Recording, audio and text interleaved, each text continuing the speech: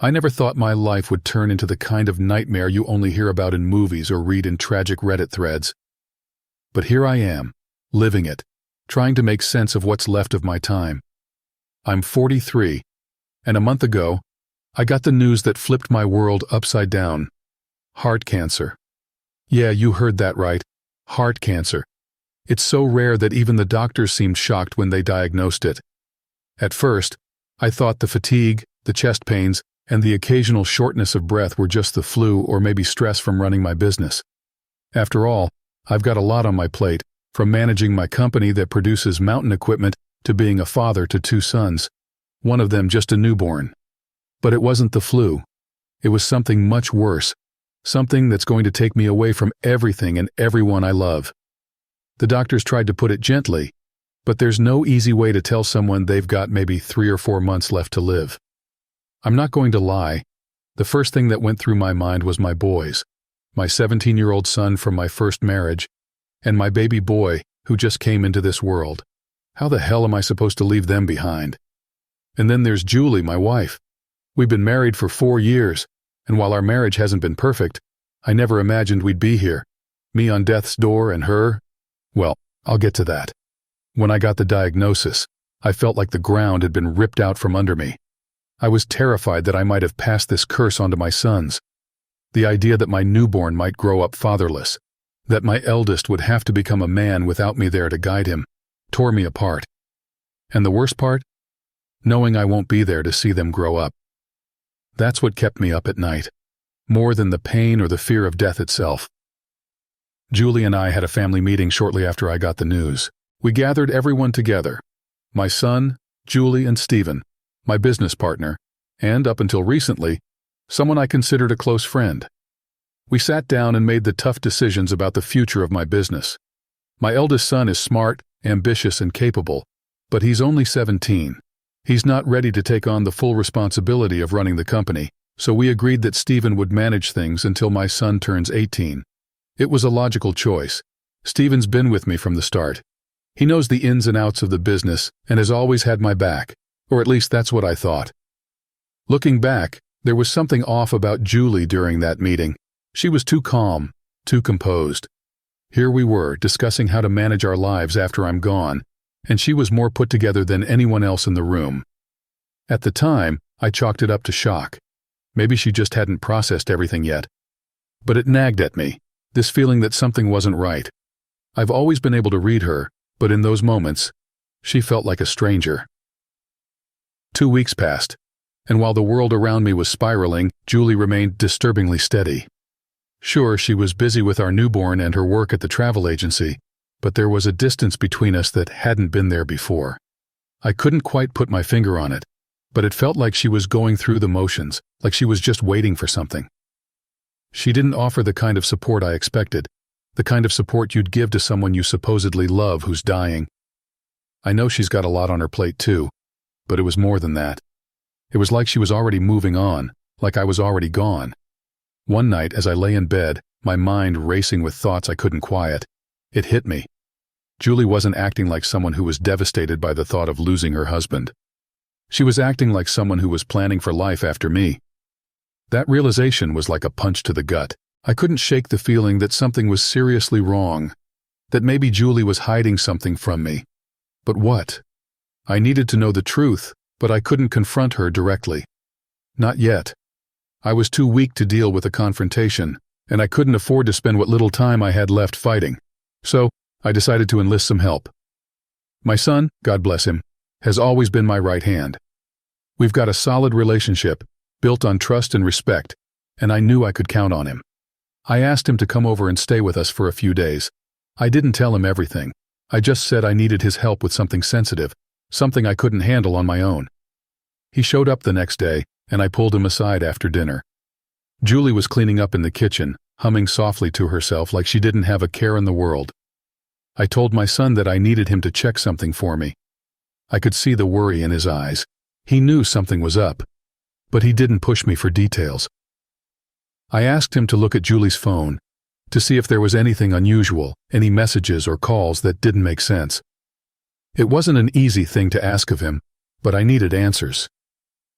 That evening, While Julie was finishing up in the kitchen, my son casually picked up her phone from the counter and said he was heading to his room. He did it so smoothly that I doubt she even noticed. My heart was pounding in my chest as I waited, pretending to read a book but really just staring at the same page over and over, my mind racing with worst-case scenarios. He came back about an hour later, his face pale and his eyes wide. I knew before he even opened his mouth that something was wrong, something worse than I could have imagined.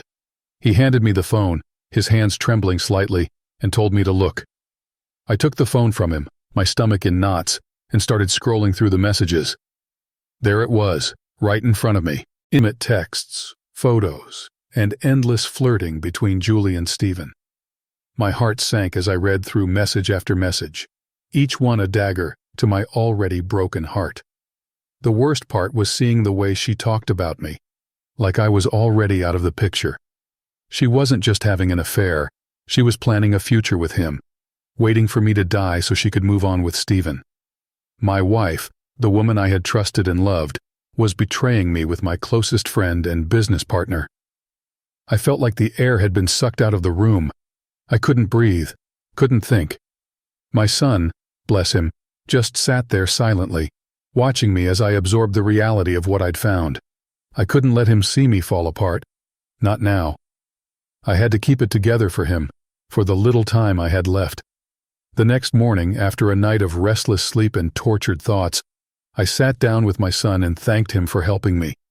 I told him I needed some time to figure out what to do next. He understood, but I could see the pain in his eyes, the same pain I was feeling. How do you process something like this? How do you come to terms with the fact that the person you trusted most in the world has been lying to you, that they're planning a life without you while you're still breathing? I knew I couldn't confront Julie directly, not yet. There's no point in causing a huge blow-up that would just make things worse for my sons. But I also couldn't just sit back and let her get away with this. She needed to be held accountable, and I needed to protect what little time I had left from turning into an even bigger disaster. I started thinking about how I could leave Julie with nothing. She didn't deserve a single penny of my hard-earned money, and she sure as hell didn't deserve to be part of the life I'd built. But I'm not a lawyer, and I don't know the first thing about handling something like this. That's where you all come in. What do I do next? How do I make sure she pays for what she's done without ruining the last few months I have left with my sons? I need a plan, and I need your help. The response to my first post was overwhelming. I wasn't expecting much, maybe a few comments here and there, but what I got instead was an outpouring of support, advice, and shared pain from people who've been through their own personal hells. It's strange, really. I've always been the kind of guy who kept things close to the chest, who didn't rely on others much. But reading through all those comments, I felt a connection to complete strangers that I hadn't felt in a long time. It gave me hope that maybe, just maybe, people still care about each other in this world. But as heartening as it was, it also steeled my resolve. This wasn't just about me anymore. It was about doing right by my sons, by the life I've built, and making sure Julie didn't get away with what she was planning. A lot of you asked how our families were handling the news of my illness, so let me fill in the gaps. My parents aren't around to see any of this. They died in a car accident 10 years ago. It was sudden, brutal, and left a hole in my life that I've never fully filled. As for Julie's parents, they've been supportive in their own way, helping us out financially as much as they can. But let's be honest, money doesn't fix what's broken in my marriage, and it sure as hell won't stop Julie from betraying me. So, I've decided to take action. I can't just sit back and let Julie and Stephen play me for a fool while I'm still breathing. I read through a lot of the advice you all gave me, and there were some damn good suggestions. After thinking it over, I realized the first thing I needed to do was drive a wedge between Julie and Stephen. They think they've got it all figured out, but they don't know what I'm capable of when I've got nothing left to lose. First things first, I needed to protect my business. There was no way in hell I was going to let Stephen or Julie get their hands on it after I'm gone. That's when I turned to Jacob, my best friend since college. Jacob's always been there for me, through thick and thin, and if there's one person I trust to do the right thing, it's him. I told him everything, about the cancer, about Julie's affair, and about my plan to cut them both out of the business. Jacob didn't hesitate for a second. He agreed to help me transfer ownership of the business to him until my son is old enough to take over. Legally, it was a bit tricky, but Jacob knows his way around contracts and paperwork. We worked out an arrangement where he would manage the business in name only, keeping everything running smoothly until my son turns 18 and can take the reins. It was a huge weight off my shoulders, knowing that my business, the legacy I'd worked so hard to build, would be safe from Julie and Stephen. But that was just the beginning. I needed to do more than just protect my business. I needed to make sure Julie and Stephen's relationship went down in flames. Stephen might think he's got the upper hand, but he doesn't know that I've been paying close attention. You see, Stephen's got a weakness, a little habit he picked up of flirting with women online. It's not something he's exactly proud of, and it's definitely not something he's told Julie about. I came up with a plan to feed Julie just enough information to make her start doubting Stephen's loyalty. Jacob helped me dig through some old messages and found a few conversations Stephen had with a woman he met on WhatsApp. Nothing too incriminating, but enough to make it look like he was hiding something. I had Jacob send those screenshots to Julie from an anonymous number, along with a note saying, "You deserve to know the truth." I figured it was only a matter of time before her suspicions got the better of her, and she confronted Stephen about it. Right when I thought I had things under control, Julie dropped a bombshell on me.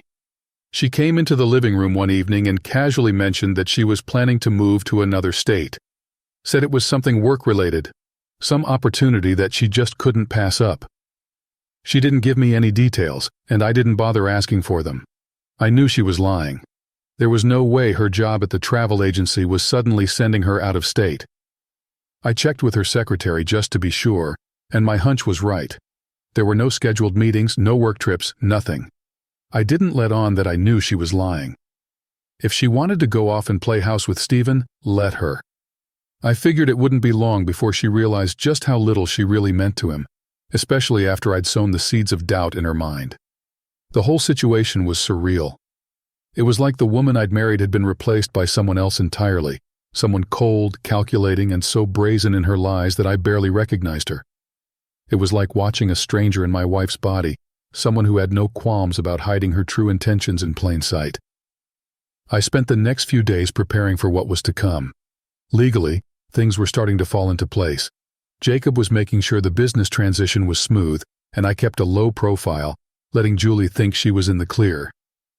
Then came the family celebration, a gathering that was supposed to be a joyful occasion, but instead felt like a ticking time bomb. Julie didn't bother to show up. I wasn't surprised, but the rest of the family was.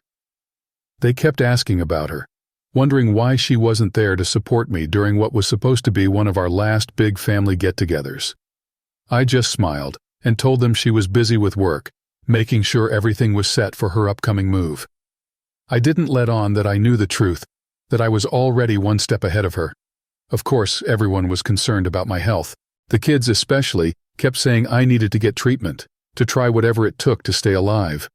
They didn't understand, how could they, that I was doing everything I could. I saw the doctor every week, went through the procedures, and followed all the advice they gave me. But deep down, I knew my time was running out, and I didn't want to spend what little I had left in a hospital bed, hooked up to machines. As the celebration went on, I found myself retreating into my thoughts. The laughter, the small talk, it all felt so distant, like I was watching it from the other side of a glass wall. My eldest son kept glancing at me, worry etched on his face, but he didn't say anything.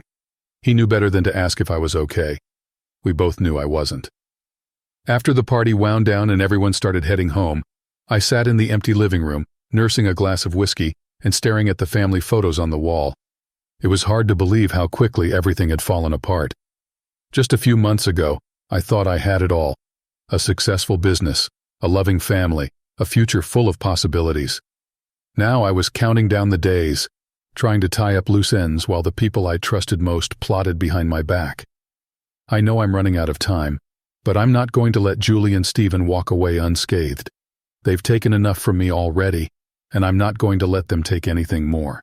This isn't just about revenge. It's about making sure that when I'm gone, my sons are taken care of, that they don't have to deal with the fallout of their mother's betrayal. I don't know what's going to happen next, but I've made my decision. I'm going to see this through, whatever it takes. I just hope I've got enough time left to finish what I've started. It's been 3 weeks since I last posted, and things have changed, some for the better, some for the worse. I'm not going to sugarcoat it. My condition has taken a sharp downturn. The doctors aren't mincing words anymore. They've told me I've got about a month and a half left, if that. The pain in my chest is relentless now, a constant reminder that my time is running out. Moving around has become more difficult, and I find myself relying more and more on others to do the simplest things. But even in the face of all this, I've managed to make progress where it matters most. Legally, everything is nearly wrapped up, and I've got my best friend Jacob to thank for that. He's been a rock through all of this, handling the business transition and making sure my plans to protect my sons are carried out to the letter. If there's one thing I've learned through this whole ordeal, it's the importance of having people in your life who you can trust without question. Jacob's one of those people, and I'm damn lucky to have him by my side. If you're reading this and you've got someone like that in your life, hold on to them tight. They're rare, and they're worth more than anything else in this world. But it hasn't all been smooth sailing. Just a few days ago, Julie came home with a look on her face I hadn't seen in years. Anger mixed with fear. She marched into the living room where I was resting on the couch and demanded to know why I had called her secretary. I played dumb at first, asking what she was talking about, but she wasn't buying it. She was furious, her voice shaking as she accused me of trying to pry into her life, of not trusting her. The irony of it all nearly made me laugh, but I held it in. She went on about how she was just trying to prepare me for my last campaign, whatever the hell that means. She must have realized that her web of lies was starting to unravel, and she was desperate to cover her tracks.